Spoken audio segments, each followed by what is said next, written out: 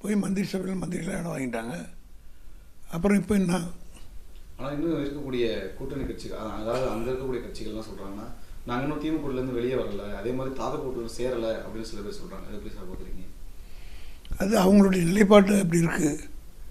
காரணம் என்னன்னா, இந்த ஆட்சி எவ்வளோ நாள் இருக்கோம் அப்படிங்கிற சந்தேகம் அவங்களுக்கே இருக்கா போடுது. அதனால் இப்படி சொல்கிறாங்க. எங்களை பொறுத்த மட்டும் போனவங்களை பற்றி எங்களுக்கு கவலை இல்லை. நான் பல முறை சொல்லிட்டோம், அவங்க இருந்தால் அவங்களோட, அவங்க இல்லாவிட்டால் இல்லாமல், அவங்க எதிர்த்து அவங்களே எடுத்து நாங்கள் நடத்த முடியும் கட்சி. அதனால் இருக்க திமுக என்பது 76 ஆண்டு 77 ஆண்டு காலத்தில் பல கூட்டணியை பார்த்து பழக்கப்பட்ட கட்சி. அதனால் போகிறவங்களை பற்றி கவலை இல்லை. கிட்டத்தட்ட 60 ஆண்டு காலமாக திமுக கூட நாங்கள் கூட்டணியில் இருந்தோம். ஆனால் இப்போ நாங்கள் நம்பி தான் தேர்தலில் வேலை செஞ்சோம், ஜெயிப்பா நம்பி தான் வேலை செஞ்சோம். ஆனால் இப்போ அவங்க தோத்துட்டாங்க, அதனால நாங்கள் கூட்டணிலேருந்து வெளியே வரோன்ற ஒரு கருத்தை எப்படி நீங்கள்? தோத்துட்டாங்கன்னும் போது நாங்கள் தோக்கும் போது எங்களோட இருந்தாங்களா? போன முறை அவங்க 2 நாங்கள் சீட்டு கொடுத்தோம், 2மே அவங்க தோத்துட்டாங்க. அதனால நான் கட்டி விட்டோமாண்ணா? ஐயம் இல்லை. நான் கொடுத்த இடத்துல பூரா 3 இடமும் கொடுத்தோம், 3 இடத்துல தோத்துட்டாங்க. அதனால் அவங்க கூட்டணி வேணான்னு கட்டி விட்டோமா? இல்லை. இப்போ 2 கொடுத்தோம், 2ம் ஜெயித்தாங்க. அதனால் அது அதாவது போனதுக்கு காரணம் தேடுறாங்க. நாங்கள் நினச்சிருந்தா அவங்கள கட்டி விட்டுருக்கலாம்ல. எங்கள் சிம்பிளே உதயேஸ்வரன் நிற்க வச்சு ஜெயிச்சிருக்கலாம். ஆனாலும் தோத்தாலும் அந்த வாட்டி அவங்களுக்கு இடம் கொடுக்கணும்னு சொல்லி 2 இடத்துல கொடுத்து திமுகவுக்கு கடுமையான உத்தரவு போட்டு நாம் உதயநிதி வெளிப்படையாக பேசினார். நான் தோத்தாலும் பரவாயில்ல, இவங்க ஜெயிக்கணும் அப்படின்னு பேசினார். அதனுடைய விளைவு 2 பேர் 2 தொகுதியில் போட்டிட்டு ஜெயித்தாங்க. ஜெயித்தவொடனே பதவி, இதுவரையில் அவங்க பதவி சுகம் பார்க்காதவங்க கிடைச்சவொன்னே போயிட்டாங்க.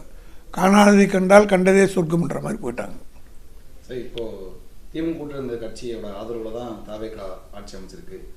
மேலும் கட்சிகள், அதாவது திமுக இருந்த கட்சிகள் மறுபடியும் திமுக கூட்டிலேருந்து ஐயமல் மாதிரி விலகிறதுக்கான எல்லாம் போயிட்டாங்கல்ல. இப்போ யார் இருக்கா? எங்களோட யாரும் இல்லை. இன்னும் நான் வெளிப்படையாக சொல்ல மாட்டேறாங்களே சார். அவங்க போய் சேர்ந்துட்டாங்கல்ல, மந்திரி சபை சேர்ந்துட்டாங்க. சேர்ந்துட்ட பிறகு எப்படி கூட்டணியில் இருக்கான்னு சொல்ல முடியும்?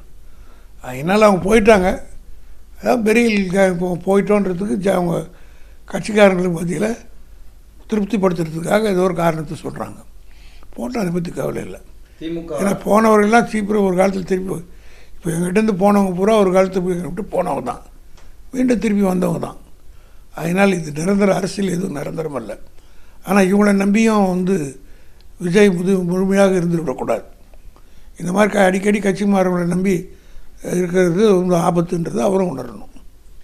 திமுக அந்த மாதிரி கட்சிகள் மறுபடியும் வருவாங்கன்னு எதிர்பார்க்குது சார். இது ஐஎம்எல் போன்ற கட்சிகள் போனவங்க மறுபடியும் வருவாங்கன்னு எதிர்பார்க்குது. ஏற்கனவே நடந்திருக்குல்ல. 1957 எடுத்துக்கிட்டிங்களா, எங்களோட இந்த கூட்டணியில் இருப்போம், அடுத்த வட்டம் இருக்க மாட்டாங்க, திரும்பி வருவாங்க. மாறி மாறி மாறி மாறி வரும். 71 67 மார்க்சிஸ்ட் எங்களோடு இருந்தது, 71 போயிடுச்சு, 71 சிபிஐ இருந்தது, 77 போயிடுச்சு. இப்படி மாறி மாறி வருவாங்க போவாங்க. வர வாய்ப்பு இருக்கா சார் தேர்தலுக்கு?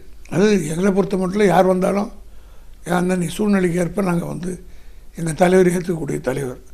அதனால் திமுக பொறுத்த மட்டும் யாரையும் வலியுறுத்தி அழைச்சதும் கிடையாது, யாரையும் விரட்டியதும் கிடையாது. அவ்வளோ போனால் போட்டோம், வந்தால் வழிச்சுப்போம்.